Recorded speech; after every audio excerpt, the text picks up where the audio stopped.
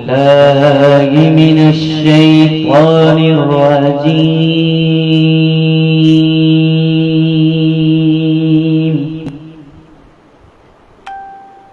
بسم الله الرحمن الرحيم.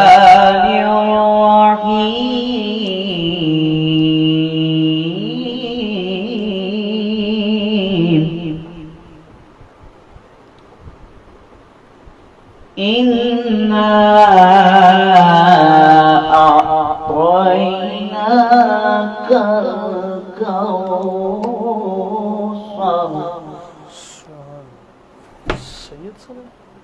فصل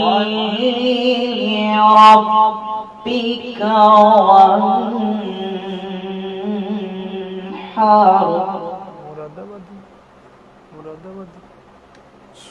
إن شانئك هو الأبتر. صدق الله العظيم. بسم اللہ الرحمن الرحیم. السلام علیکم ورحمۃ اللہ وبرکاتہ. ناظرین کرام، آپ دیکھ رہے ہیں نور رمضان کی آج 23ویں سحر ٹرانسمیشن. ناظرین، آپ کا میزبان محمد بلال یوسفی رضوی حاضر خدمت ہے. ناظرین، آج کا ہمارا جو موضوع ہے وہ موضوع حضرت کفایت علی کافی شہید رحمۃ اللہ علیہ آپ کے یوم وصال کے یہاں آج ہمارا پروگرام کا جو ہے انعقاد پذیر ہے. ناظرین، مولانا کفایت علی کافی مراد آبادی رحمۃ اللہ علیہ کا ذکر جنگ آزادی 1857 کے شہیدوں میں ہوتا رہا، لیکن ایک نعت گو شاعر کی حیثیت سے ان کا ذکر کم از کم ہوا. پروفیسر سید یونس شاہ کی تذکرہ نعت گویا اردو اور ڈاکٹر ریاض مجید کے پی ایچ ڈی کے مقابلے اردو میں نعت گوئی کے سوا نعت پر لکھی جانے والی کتابوں اور مقالات اور مضامین میں ان کا ذکر نہیں ملتا. آج تک جتنے انتخاب نعت شائع ہوئے ان میں سے صرف نقوش کے رسول صلی اللہ علیہ وسلم نمبر میں اور میرے راجہ رشید محمود اور ان نعت کے کائنات میں ان کی ایک نعت ہے. شفیق بریلوی کے مرتبہ ارمغان نعت میں ان کی ایک نعت نما غزل یا غزل نما نعت ہے. 1857 کی جنگ آزادی کے حوالہ سے جہاں جہاں کافی کا ذکر آیا ہے وہاں وہاں بھی اگر کسی نے ان کی شاعری کی بات کی ہے تو کوئی گل باقی رہے گا نہ چمن رہے گا. ناظرین کرام، یہی 6 یا اس سے کم اشعار درج کیے گئے ہیں. اسی طرح ایک غزل کے علاوہ ان کی کوئی نعت لوگوں کے سامنے نہیں آئی، جبکہ کفایت علی کافی شہید رحمۃ اللہ علیہ کا دیوان کافی نعتیہ ہے. ان کی مصنوعہ خیابانہ فردوس اور نسیم جنت نعتیہ ہے. ناظرین کرام، حضرت جنگ آزادی 1857 واقعات اور شخصیات میں محمد ایوب قادری نے مولانا کافی شہید رحمۃ اللہ علیہ کی شاعری کے بارے میں لکھا ہے کہ مولانا کافی کی نعتیہ شاعری کو ایک خاص مقام حاصل ہے. شیخ مہندی علی خان ذکی مراد آبادی سے تلمذ حاصل تھا اور صنف نظم میں نعت گوئی بڑا سخت میدان ہے جہاں افراد و تفرید کی ذرہ برابر گنجائش نہیں. مولانا شہید رحمۃ اللہ علیہ جو ہے اس امتحان میں نہایت کامیاب اترے کہ مولانا کی زبان نہایت صرف صاف سجدہ اور انداز بیان نہایت ہی مؤثر ہے. مولانا کافی کا دیوان تباہ ہو چکا ہے. ان کے صرف دو شاگردوں کے نام معلوم ہو سکے ہیں، عباس مراد آبادی اور اکبر مراد آبادی. ناظرین کرام، مولانا کافی کی وہ آخری غزل جو انہوں نے پھانسی کے لیے جاتے ہوئے پڑھی ظاہر ہے کہ ان کی کسی کتاب میں شامل نہیں ہے. شفیق بریلوی نے ارمغان نعت میں ان کی یہی غزل شامل کی. اس غزل کے 3 اشعار سرکار علیہ الصلوۃ والسلام کا ذکر مبارک ہے. کوئی گل باقی رہے گا نہ چمن رہے گا، پر رسول اللہ کا دین حسن رہ جائے گا، پر رسول اللہ کا دین حسن رہ جائے گا. ہم سفیرو باغ میں ہیں کوئی دم چہچہا بلبلیں اڑ جائیں گی سونا چمن رہ جائے گا بلبل اڑ جائیں گی بلبلیں اڑ جائیں گی سونا چمن رہ جائے گا ناظرین نام شاہانے جہاں مٹ جائیں گے لیکن یہاں حشر تک نام و نشان پنجتن رہ جائے گا حشر تک نام و نشان پنجتن رہ جائے گا اور جو پڑھے گا صاحب لولا کے اوپر درود جو پڑھے گا صاحب لولا کے اوپر درود آگ سے محفوظ اس کا تن بدن رہ جائے گا اور کیا مقطع میں کیا لکھتے ہیں کہ سب فنا ہو جائیں گے کافی و لیکن حشر تک سب فنا ہو جائیں گے کافی و لیکن حشر تک نعت حضرت کا زبانوں پر سخن رہ جائے گا نعت حضرت کا زبانوں پر سخن رہ جائے گا ناظرین کرام یہی کفایت علی کافی مراد آبادی رحمت اللہ علیہ کی شخصیت اور شاعری کے بارے میں عبدالغفور نساک نے تذکرہ سخن شاعر میں لکھا ہے ناظرین کرام کافی تخلص مولوی کفایت علی مولانا کفایت علی مراد آبادی شہید رحمت اللہ علیہ صاحب علم اور فضل و زہد و ورعیت بستر اشعار ان کی حمد و نعت میں ہوتے رہے ہیں انشاءاللہ ہم ان کے تذکرہ سے ہم اپنے اسکالرز راہ سے پوچھیں گے کہ آپ کیسی شخصیت تھے اور آپ سید تھے سید بادشاہ تھے آل نبی اولاد علی تھے اللہ نے بہت عزتوں سے نوازا اور نوازا کیسے کہ اپنے نانا کی شان میں اشعار لکھے اللہ نے ایک نام ایک مرتبہ ایک مقام دے دیا تو ناظرین میں اپنے مہمانوں کا تعارف کرواتا چلوں آج ہمارے ساتھ فاضل نوجوان ہیں اور اللہ نے بہت عزتوں سے نوازا ہے یہ ماشاءاللہ ہمارے بہت ہی پیار کرنے والے شخصیت ہے اور ماشاءاللہ 8 سال کا انہوں کا جو ہے وہ عالم دین کا کورس وہ مکمل ہوا مبارکباد کے بھی آپ مستحق ہیں اور آپ کو مبارکباد بھی آج پیش کرتے ہیں کہ اللہ نے آپ کو ایک آقا الاسلام کے دین کے لیے چنا اور آپ نے وہ مکمل کیا حضرت علامہ مولانا جناب محترم محمد حامد حسین نقشبندی صاحب آپ ہمارے ساتھ آج تشریف فرما آپ کو خوش آمدید کہتے ہیں اور ان کے ساتھ ہمارے ساتھ آل نبی اولاد عباس ہاشمی سید ہیں جناب سید محمد احمد جمال شاہ صاحب ہاشمی آپ تشریف فرمائے آپ کو بھی خوش آمدید کہتے ہیں تو ناظرین ہم جو ہے جیسے ہمارا پروگرام ہوتا ہے ہم چاہتے ہیں کہ آج ہم جو ہے ہاشمی صاحب سے ایک نعت سنتے ہیں کیا سنانے والے ہیں ہاشمی بھائی پنجابی کا کلام ہے اس کے دو شعر سناؤں جی ارشاد فرمائیں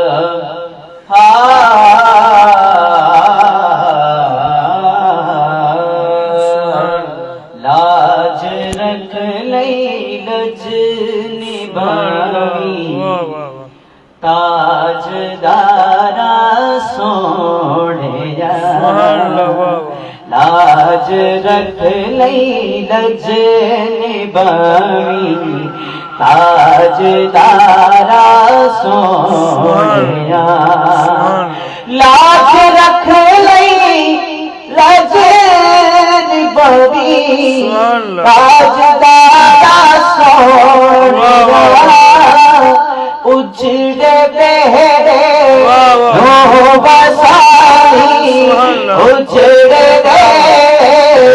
نو بسائی تاج دارا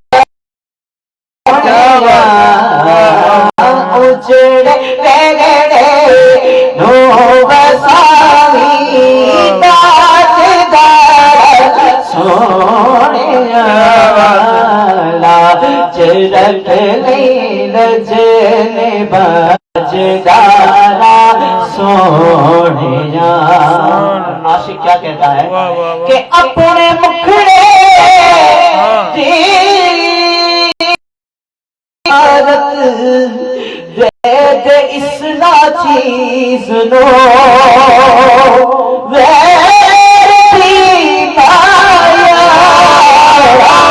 اپنے مکھڑے دی زیارت نو ہزار تاج دارا سوڑیا لاج رکھ نہیں لجنے بامی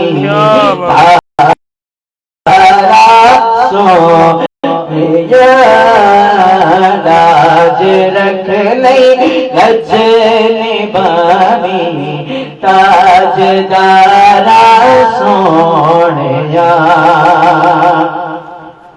اور ہماری فریاد سننے والے ہمارے جائیے لے کے گنا فریاد بس مارے سینے لاری مارے سینے لاری سینے لاری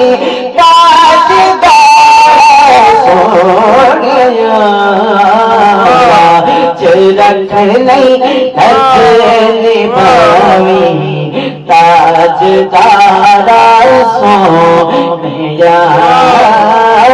چھڑ دے نو بسانی تاج دارا سونیا. لاج رکھ نہیں لجنے بامی تاج دارا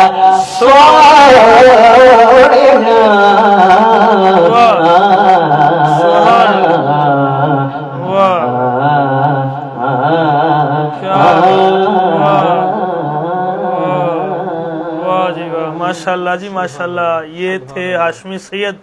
کمال کر دیا. بہت ہی خوبصورت انداز کے ساتھ جو آقا علیہ السلام کی بارگاہ میں انہوں نے نعت شریف پڑھی.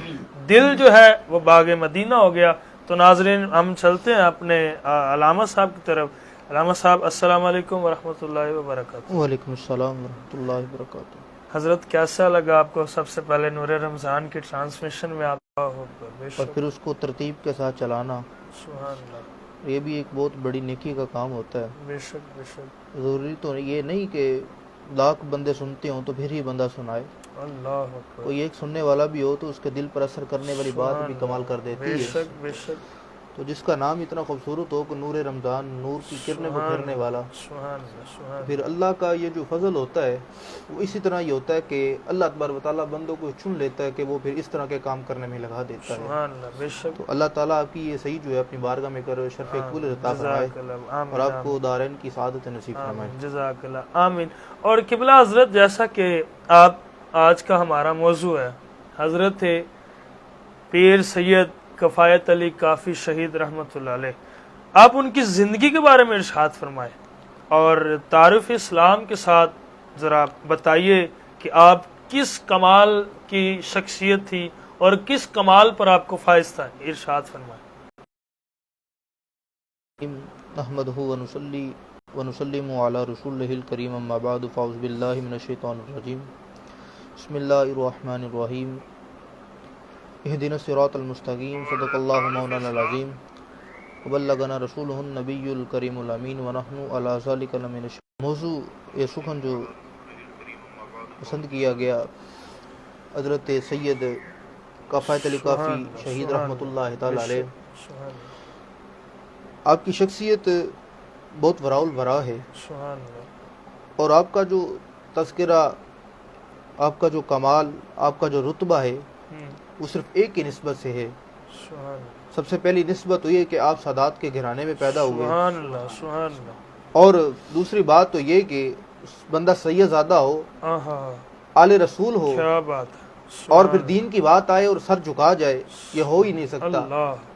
تو سید ذاتہ تو ہوتا ہی وہ ہے کہ جب رسول اللہ کی شریعت کی بات آئے اور ان پر کوئی بات کرنے کی کوشش کرے وہ تو سینہ تان کر چلتا ہے کہ میرے رسول اللہ کی شریعت کو تم نے کیوں چھیڑا ہے، میرے نانا جان کی شریعت کو تم نے چھیڑا، تو پھر وہ کون سید زیادہ ہو سکتا ہے کہ جو پیچھے رہ سکتا ہے. لیکن آج کل کے سیدوں کی بات نہیں ہے کہ جو نام تو لکھتے ہیں لیکن سید ہوتے نہیں ہیں.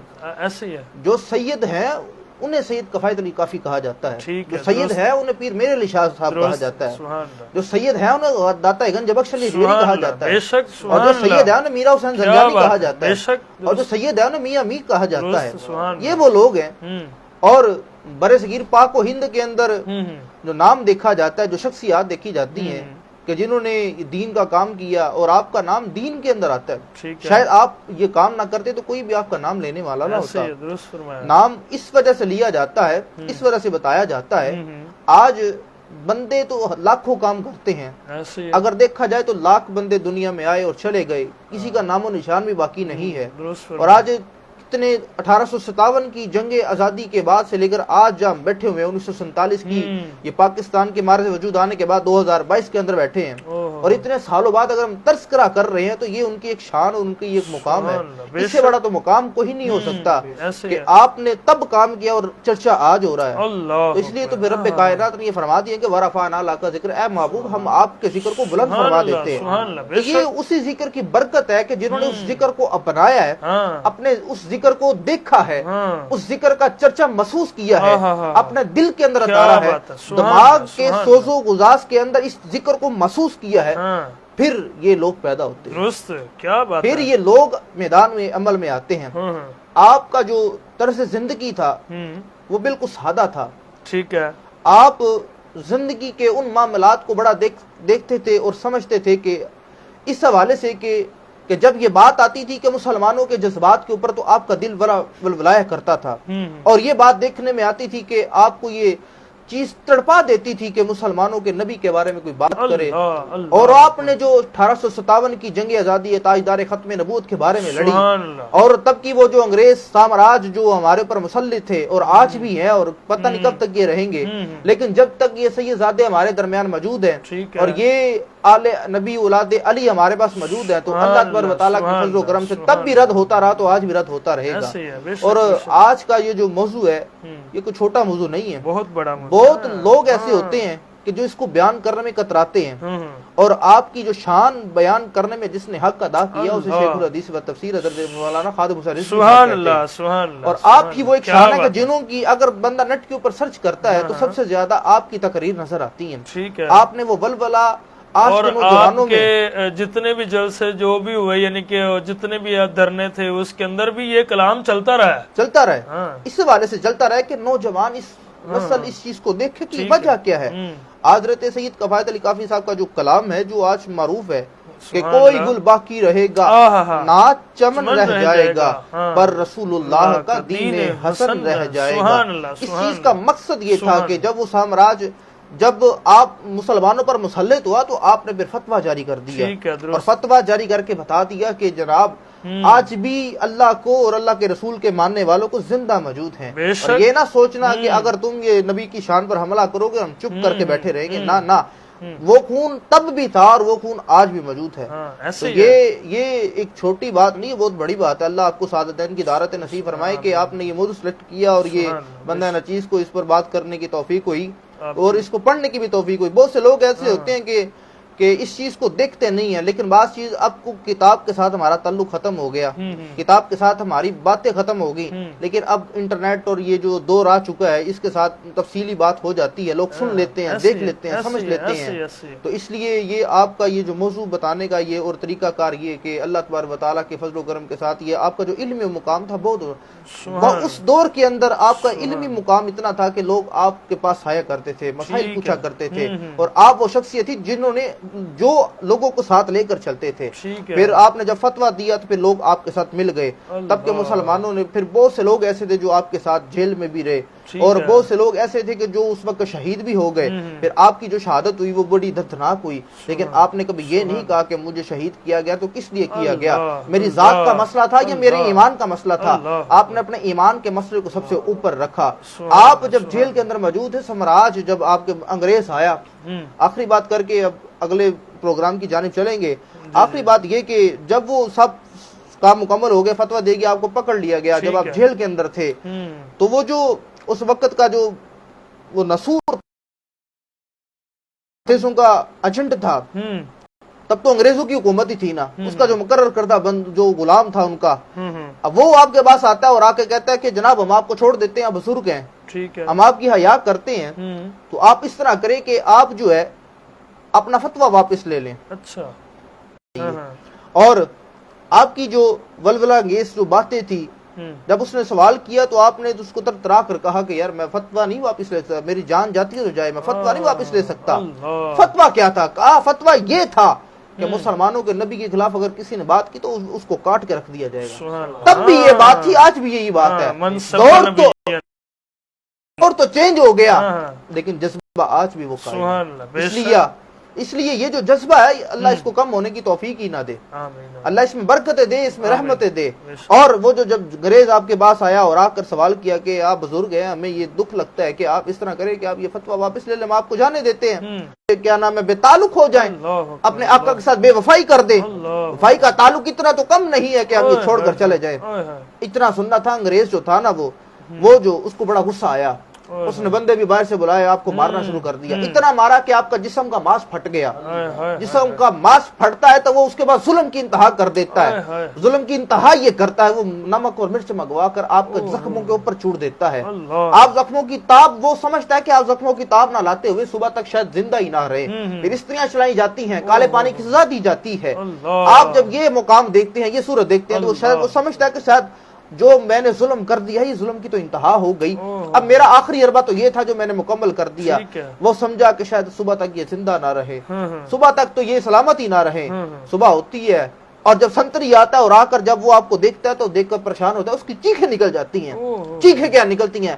آپ جیل کے اندر بیٹھے اپنے اماموں کو سیدھا کر رہے ہوتے ہیں اور چل کے ترا رہے ہوتے ہیں اور کہتے ہیں کہ دروازہ کھولو اور مجھے لے کر چلو، جو تم مراسلہ لے کر آئے ہو میرے پاس۔ لوگ آج کے مراسلے کی بات کرتے ہیں، تب کر مراسلہ دیکھو، آج جو مراسلہ آتا ہے اس میں تو بات ہی اور کچھ نکلتی ہے، تب جو مراسلہ آتا ہے اس میں سزائے موت نکلتی تھی۔ اور چوم کر آپ نے جب پھانسی کے پھندے کو چوما، چوم کر کہا کہ کوئی گل باقی رہے گا، ناز چمن رہ جائے گا، بس رسول اللہ کا دین حسن رہ جائے گا۔ اور یہ آپ کا مقام ہے۔ آپ نے وفا کی ہے تو رسول اللہ کے ساتھ کی ہے، آپ نے زندگی گزاری ہے تو رسول اللہ کے نام پر گزاری ہے، آپ نے زندگی کو دیکھا ہے تو رسول اللہ کی شریعت کے ساتھ دیکھا ہے۔ آج یہ سوچنے کی ضرورت ہے کہ آج یہ سمجھنے کی ضرورت ہے کہ اللہ تبارک و تعالیٰ میں بھی ان بزرگوں کی ہستیوں کے ساتھ دل لگا کر دعویٰ کیا تھا۔ حضرت مولا کائنات کے بارے میں آتا ہے کہ آپ فرماتے ہیں کہ اگر میں سورۃ فاتحہ کی تفسیر لکھوں نا ٹھیک ہے تو 70 اونٹ بھر دوں۔ اللہ اکبر، سبحان اللہ۔ 70 اونٹ بھر دوں۔ ان کی اولادوں میں سے میرے علی شاہ ہے۔ کیا بات ہے، ان کی اولاد میں سے میرے علی شاہ صاحب، ابھی سید زادہ، اور وہاں پر ناتا بھی ان سے جا کے ملتا ہو۔ انہوں نے کبھی کسی کو آگے نہیں آنے دیا، تو یہ کس طرح کسی کو آگے آنے دیتا ہے؟ وہ تو منافق ہوتا ہے، جو بات یہاں کچھ اور کرتا ہے وہاں کچھ اور کرتا ہے، تو یہ تو پھر بات ہی کچھ اور ہے نا، یہ تو جذبہ ہی کچھ اور ہے، یہ تو کچھ اور ہے واقعہ۔ وہ جو پٹھو ہوتے تھے انگریزوں کے، وہ جو قادیانی، اور یہ تو نام بھی ان کا لینا گوارا نہیں کرتے، وہ تو یہ سمجھتے تھے کہ شاید ہم سب سے زیادہ ہیں، لیکن آپ نے بتا دیا کہ آؤ نا ذرا لاہور کی دھرتی کے اوپر، پیسی جماعت علی شاہ صاحب روزانہ جب اس نے نبوت کا دعویٰ کیا، آپ روزانہ لاہور آ کر لوگوں کو درس دیا کرتے تھے اور یہ بتایا کرتے تھے کہ اللہ کا نبی سچا ہونے کے بعد چلتے جاتے ہیں، آگے دیکھتے ہیں قافلہ نظر آتا ہے، قافلہ نظر آتا ہے، قافلہ کو دیکھ کر آپ کو ایک اونٹ پسند آ جاتا ہے، سرخ کلر کا اونٹ تھا، آپ کو پسند آ گیا، آپ نے قافلے والوں کو کہا کہ یار مجھے یہ اونٹ پسند آ گیا، مجھے اونٹ دے دے۔ اتنی بات کرنی تھی کہ قافلے والے نے اونٹ کی رسی گولی آپ کو دے دی، آپ لے کر چلے گئے۔ اتنی بات کرنی تھی کہ دوسرا بندہ کھڑا ہوا، کہا کہ تمہیں پتہ یہ کون تھا؟ کہا کہ ہمیں تو نہیں پتہ یہ کون تھا۔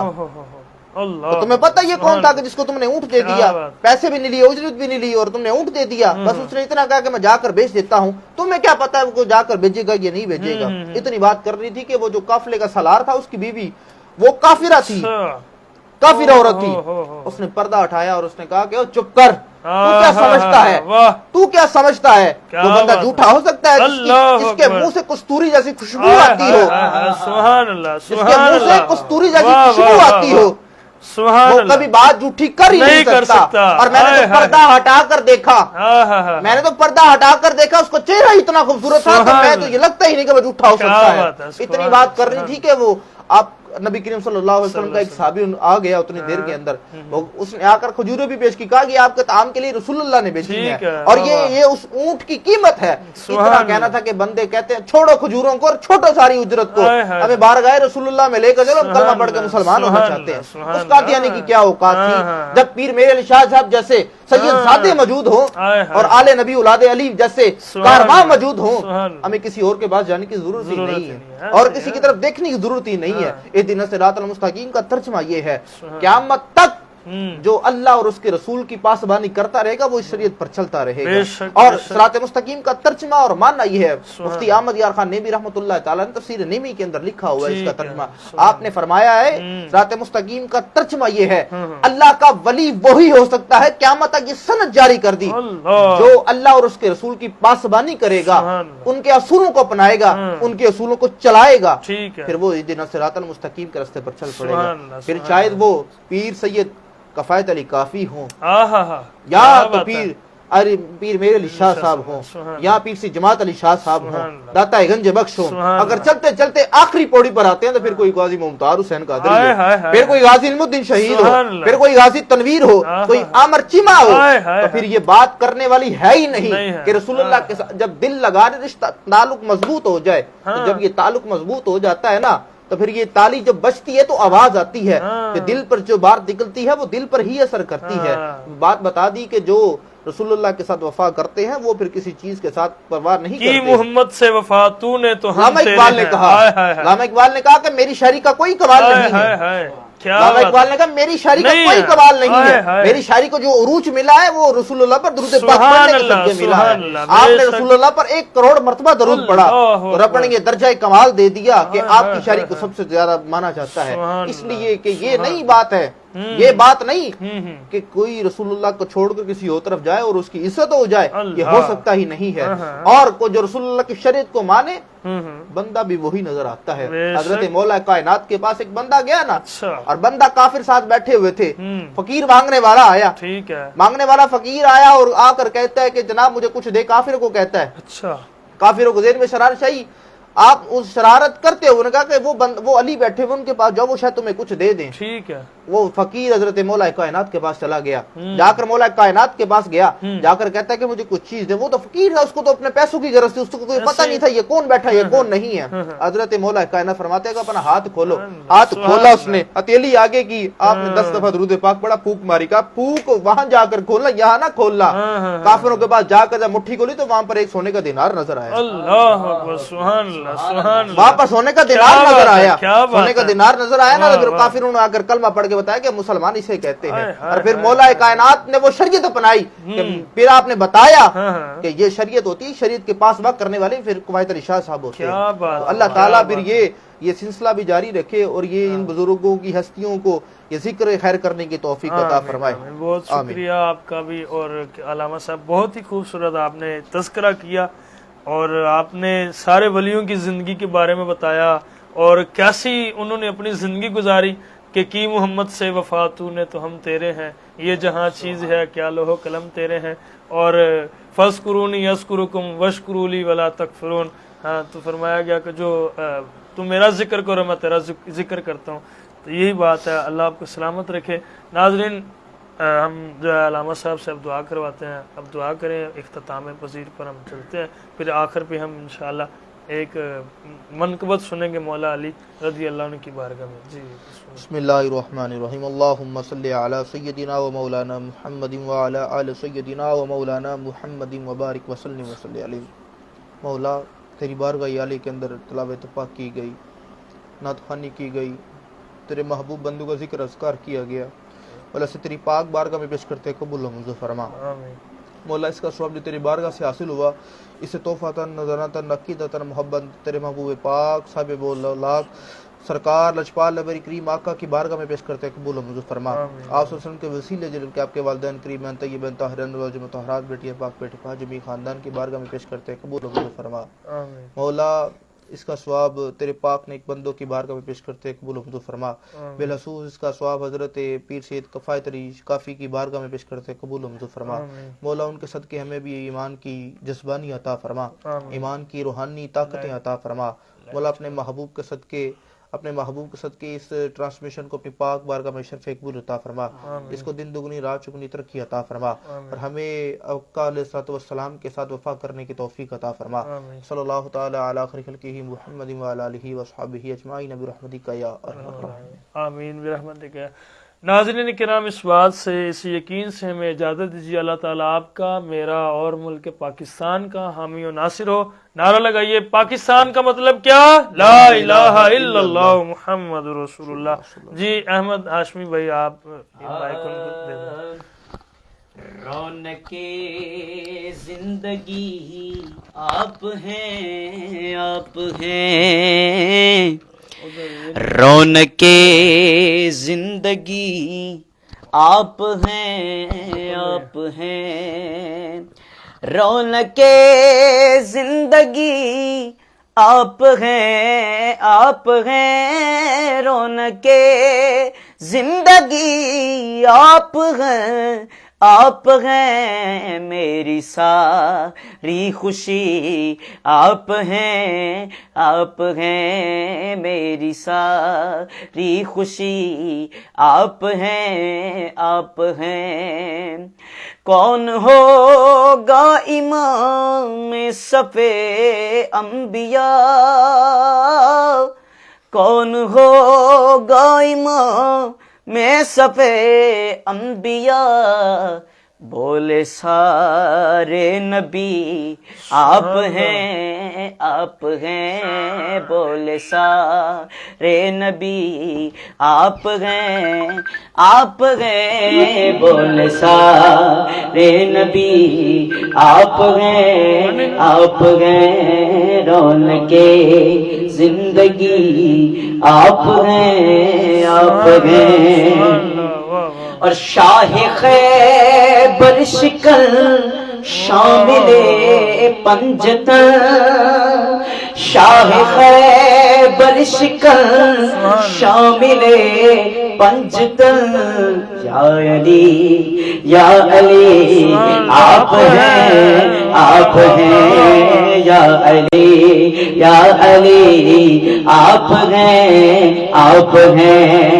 زمانے کا سغرا ہے علی مولا، علی مولا، نبی کو سب سے پکار، مومن میں اگر پہچان کرنی ہو، لگاؤ مل کے یہ نعرہ، علی مولا، علی مولا، نعرہ حیدری لگاؤ مل کے یہ نعرہ، علی مولا، علی مولا۔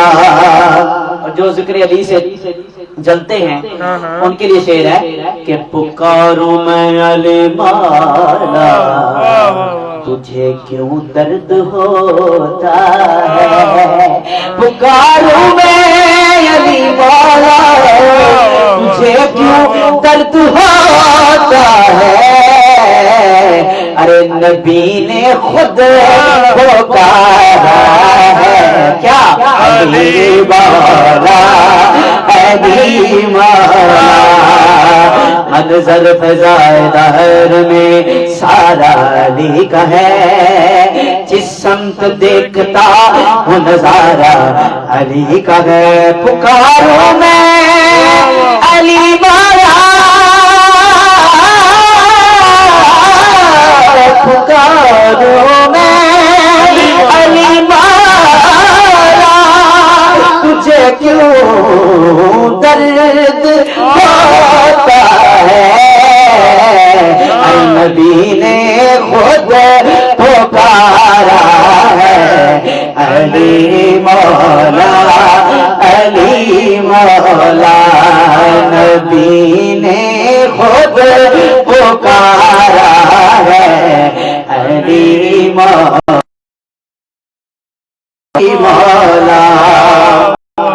علی مولا علی کو یہ مقام حاصل ہے کہ سب ولیوں کے امام ہے۔ کیا کہتا ہے شاعر کہ ولی ہو غوث ہو ابدال، یا کوئی کلندر ہو، ولی ہو غوثی کا ایک نعرہ ہے، علی مولا، علی مولا، واقع میں الطاف شاہ کاظمی صاحب کیا کہتے ہیں کیا بات ہے. کہ نبی کے گھر سے اونچا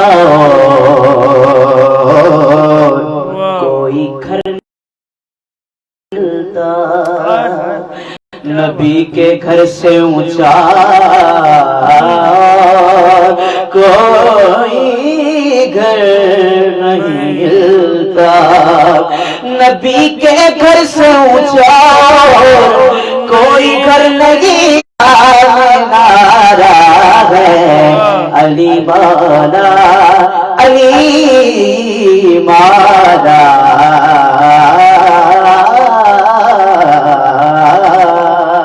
واہ جی واہ، بہت شکریہ، بہت شکریہ، جزاک اللہ.